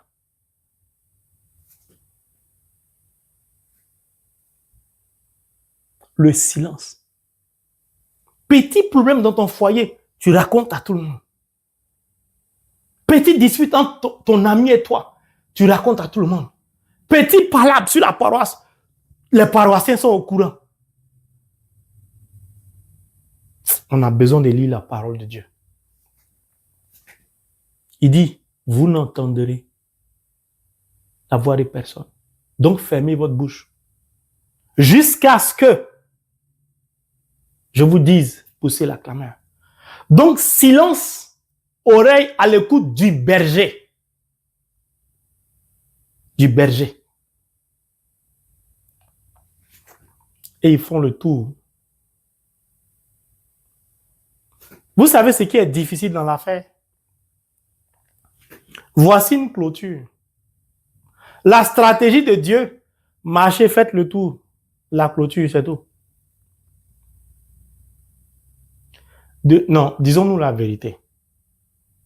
En marchant autour de la clôture, là, qu'est-ce qui va faire tomber la clôture?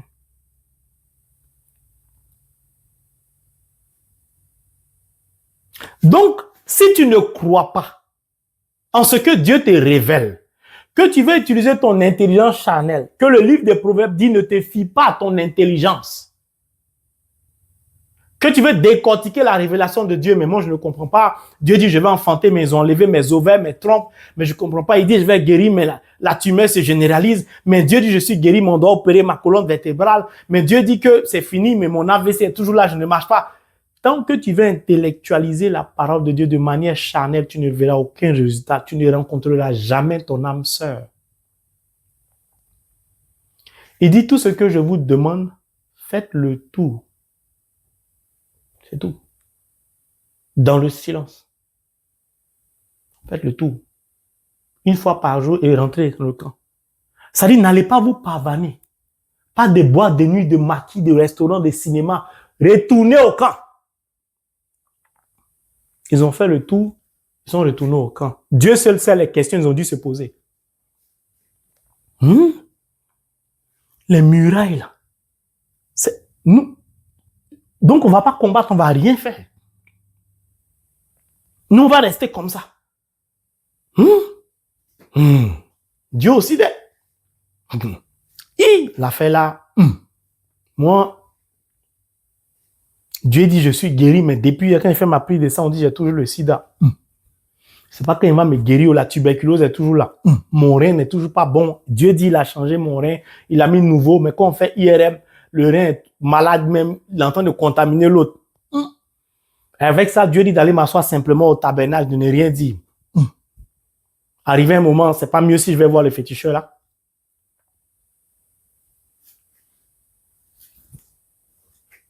Au moment où mon salaire est bien, Dieu dit de quitter le pays, de quitter la compagnie. Il va me donner mieux. Mais la compagnie qui m'a contacté là, me propose la moitié du salaire que je gagne. Et Dieu dit de laisser. Et mes factures, et mes charges, et mes enfants. C'est pourquoi on ne commence pas la prière de Jéricho sans amour, sans confiance, sans loyauté, sans abandon total. Beaucoup de serviteurs et servantes que je connais, qui ont des dons spirituels, qui prient pour les malades guérissent eux-mêmes, là, parfois commencent à douter de Dieu. Ce n'est pas parce que Dieu t'utilise, que tu es un prêtre charismatique, que tu ne peux pas tomber malade. Ou que quand tu vas tomber malade, ta guérison sera instantanée, automatique. Par rapport à quoi? C'est lui seul, l'être suprême, qui établit la stratégie. Silence absolu. Il fallait croire. Donc, les vrais combats spirituels, ou le vrai combat spirituel, se fait en silence, dans un silence absolu. Le chrétien qui n'est pas silencieux ou qui n'a pas une vie spirituelle silencieuse ne connaîtra jamais l'élévation spirituelle, n'aura jamais donc beaucoup de victoires dans sa vie. Pendant ces 6 jours, le 7e jour, là, il dit que tourner, non plus une fois, mais 7 fois. Et c'est là que tout se passait. Les autres jours, là, vous allez comprendre maintenant pourquoi Saint-Michel-Archange était descendu. Dieu est un Dieu de justice, j'ai parlé de ça. Saint-Michel-Archange a dit à Josué, je ne suis ni pour vous, ni pour vos adversaires. Je suis simplement pour Dieu. C'est lui qui a ma feuille de route. Il m'a demandé de venir creuser jusqu'aux fondations des murs de Jéricho. Ça, c'est moi qui vous explique. Creuser les fondations. Donc, je suis descendu avec mon ami, on a creusé. Pour creuser, on a creusé pendant 6 jours. Puis maintenant, le bélier, là, le bélier. Regardez ceux qui font les routes, là, ils ont des béliers, ou bien les policiers, là, quand ils m'ont cassé les portes, ils ont un bélier. Qui tape comme ça, peu importe la porte, bah, ça s'ouvre. C'est ça, la puissance du bélier. Il dit 7 fois. Sonner du corps. Quand vous allez entendre là, pousser la clameur. Josué donne l'ordre, le peuple pousse la clameur. Et la Bible nous dit quoi? Que le mur s'est écroulé seul. Le mur s'est écroulé seul. Pousser la clameur. Vous savez ce que ça cache? Pendant que le peuple pousse la clameur, le monde charnel ne peut pas entendre le bélier cogner le mur. Quand le peuple pousse la clameur, spirituellement, surnaturellement, mais les béliers cognent la clôture.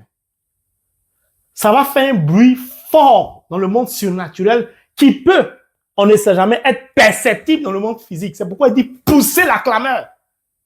En poussant la clameur au rythme de la corde de bélier, ça va faire un bruit qui va couvrir ce qui a lieu surnaturellement et qui va annoncer en même temps la victoire dans le monde céleste des enfants de Dieu en la personne de Saint Michel Archange et de son armée.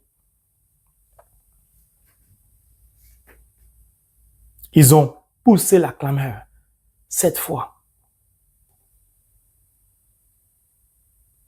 Et le rempart s'écroula sur place.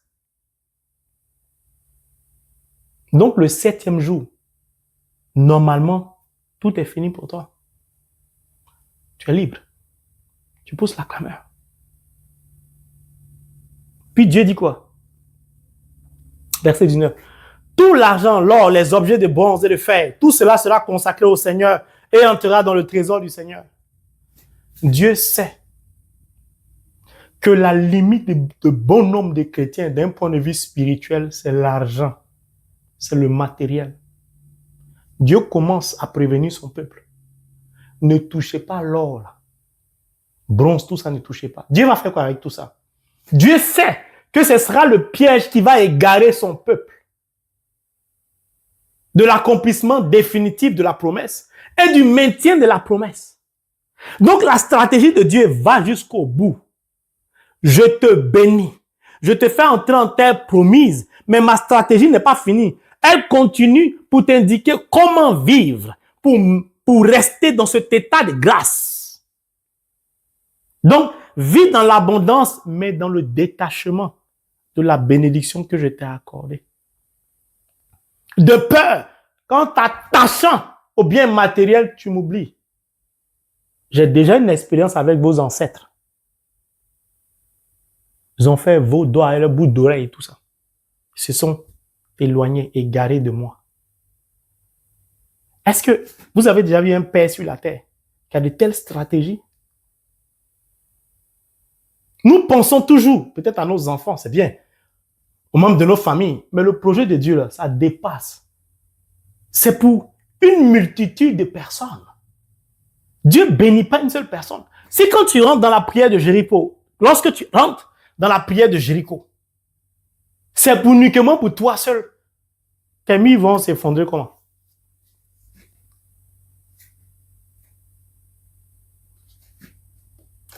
Pour toi seul, tu ne verras pas la gloire de Dieu. Mais à partir de toi, pour les autres, Dieu va agir tout de suite. Oh, il y a trop de choses à dire. Le peuple poussa la clameur et on sonna du corps. Lorsque le peuple entendit le son du corps, il poussa une grande clameur. Quand ils ont entendu, la clameur était encore plus grande.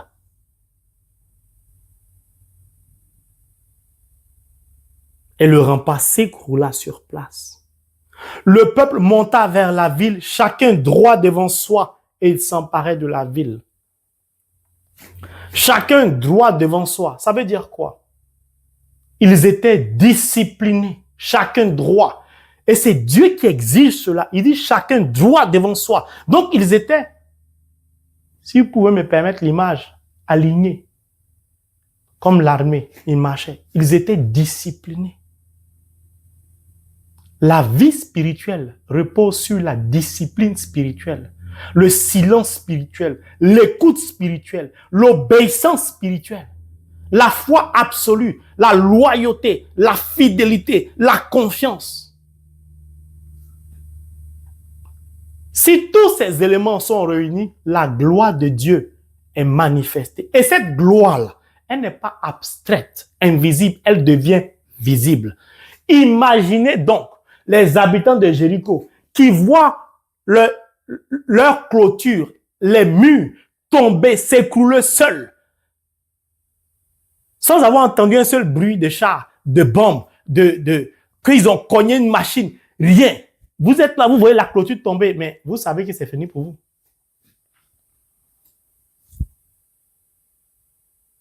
Mais Dieu est un Dieu de justice. C'est pour ça que d'entrée de jeu, j'ai commencé l'enseignement par ça. Pourquoi?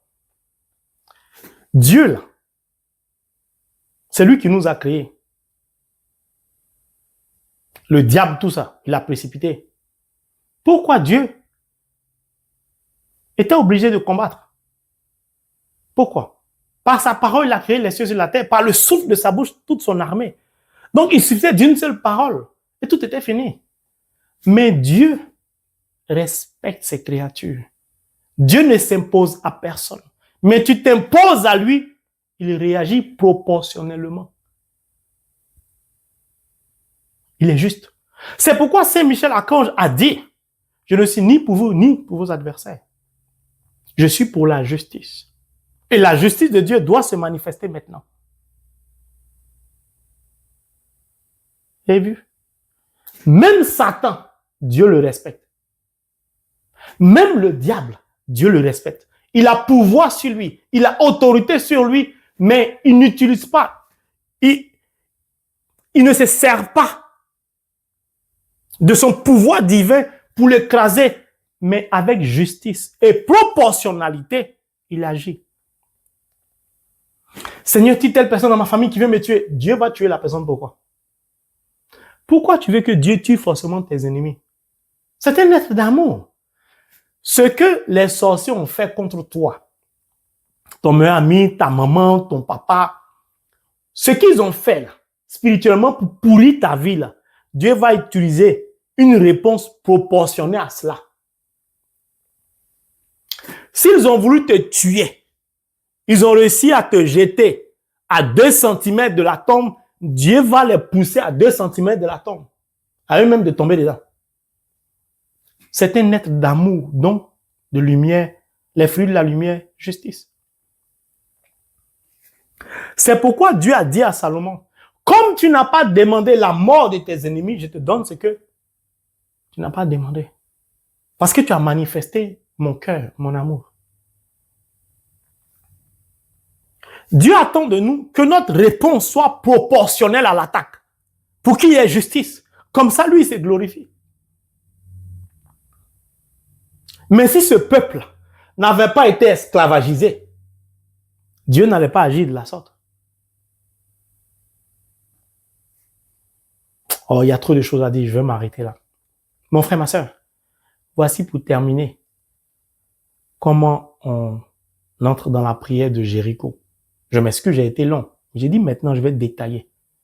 Comme ça, même si c'est une seule personne qui est touchée par l'enseignement, qui décide de mettre en pratique la parole de Dieu au travers de l'enseignement, cette personne-là reviendra pour témoigner.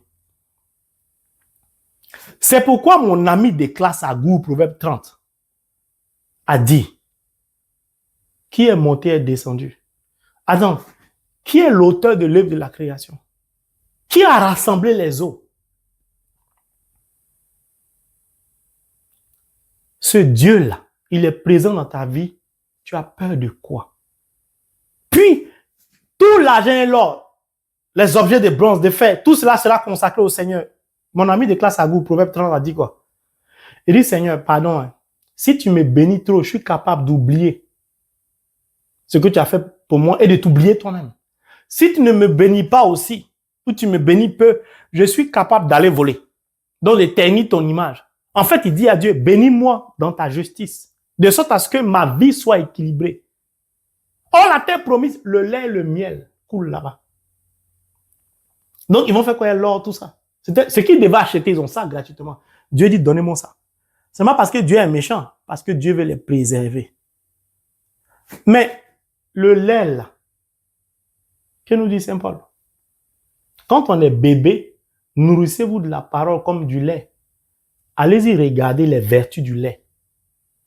Quand une femme donne vie, Dieu permet qu'il y ait un mécanisme en elle pour produire le lait pour la croissance de l'enfant.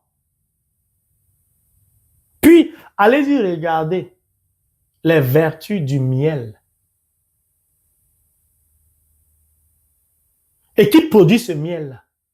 Bise, comme on dit en anglais, c'est-à-dire les abeilles. Regardez les qualités, les vertus du miel.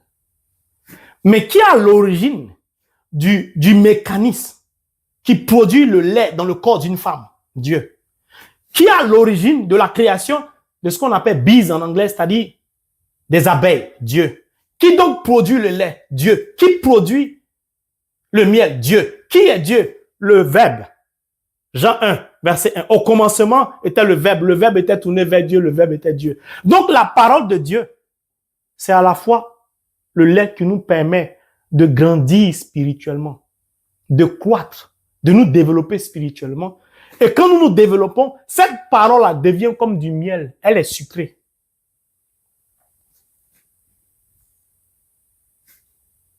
La parole de Dieu, là, quand tu la lis, à un certain niveau de ta vie spirituelle, elle devient sucrée. Et ce n'est pas maman Marie-Noël, la servante, qui va dire le contraire. Alors vous voyez, quand quelque chose est sucré, la joie que ça produit au corps. Quand vous donnez un bonbon à un enfant sucré, s'il voit un deuxième, il a envie de manger le deuxième bonbon. Pourquoi? Parce que la saveur sucrée lui procure un certain plaisir. Mais attention, le sucre, au travers des bonbons, ça peut provoquer des cavities, des caries.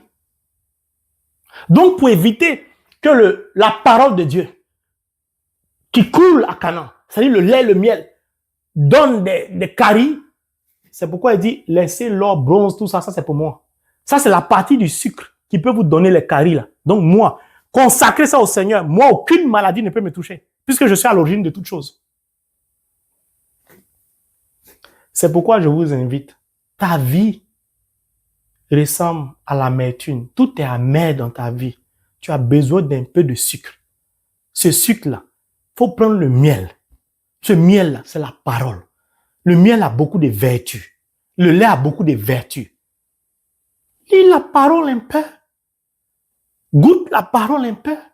Bois un peu la parole. Mendique un peu la parole. Tu as quel problème? Il y a savon au miel. Il y a pommade au miel.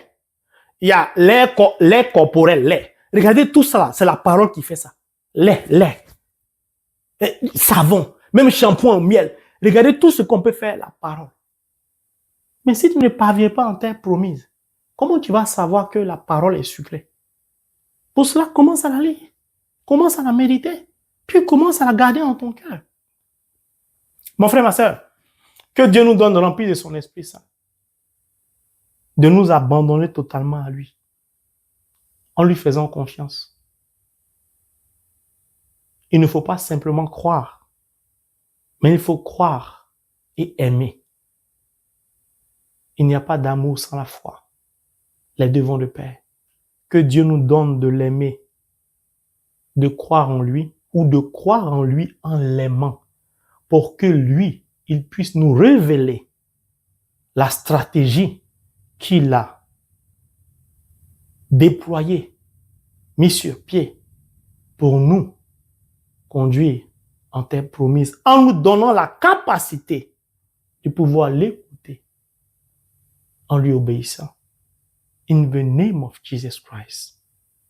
Amen.